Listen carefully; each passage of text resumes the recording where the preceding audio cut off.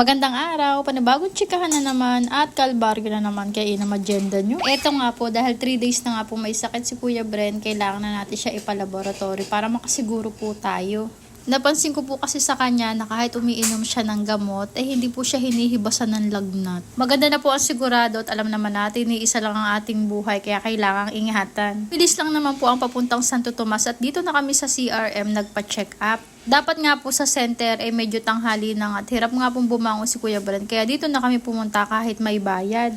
Mga 30 minutes pa nga lang po kami nandyan, etong si Kuya Bren nyo ay uwing-uwi na dahil masama po talaga ang kanyang pakiramdam. Kaya naman ang ginawa ko kahit hindi pa siya chine-check upan ng doktor sabi ko ay palaboratoryhin ko na para makita ko ang platelet, CBC at urine niya.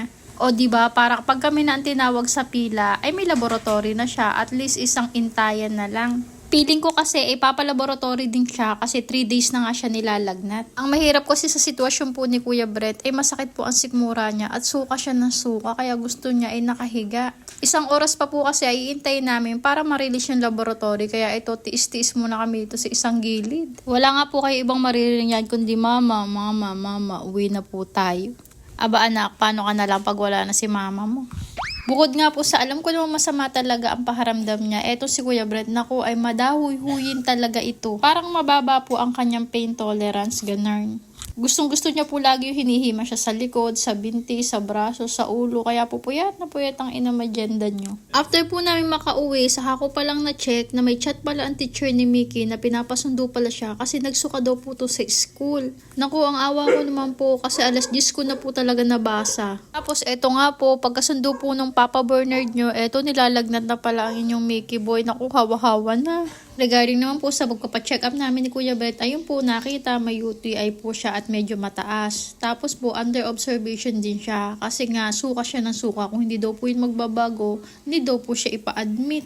Sa isip ko na lang, paano naman yung pag nangyari, itong isa ko may sakit na din. Diyos ko Lord. Medyo nakahinga nga rin po ako na maluwag kasi yung platelet count niya ay mataas pa. Kaya nga po ang advice sa amin ng doktor sa bahay muna at kung hindi magbabago di pupunta na po kami sa ospital. Sa awa naman po Diyos kaninang tanghali pagka-uwi namin parang nagbago si Kuya Brent at ito naman si Mickey ang ganito.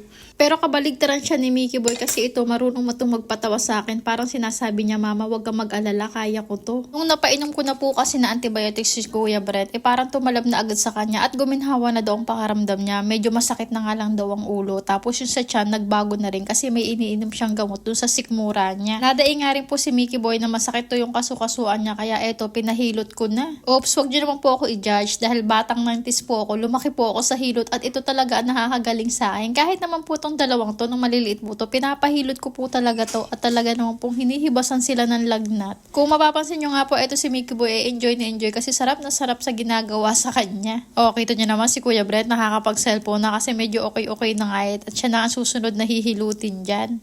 Kahit nga po masama na rin ang pakiramdamin ni Papa Bernard inuna na namin tong dalawang bata. Napakahirap kapag may bata ang may sakit. Imbis na mag-alala nga ako dyan kay Mickey boy, ako'y tawang-tawa dyan at ang galing magpatawa sa akin. Yung bang pinaparamdam niya sa akin na huwag kang mag-alala kaya ko to. Hindi niya pinaparamdam sa akin na hirap siya, ganun. Ganun sila talaga magkapatid, magkaiba. At para nga po tuloy-tuloy na ang pagaling ni Kuya Bret, eto pinahilot ko na rin para naman ma-relax yung katawan niya. Siguro nga dahil sa UTI, kaya dinadain niya na masakit din ang kanyang balakang.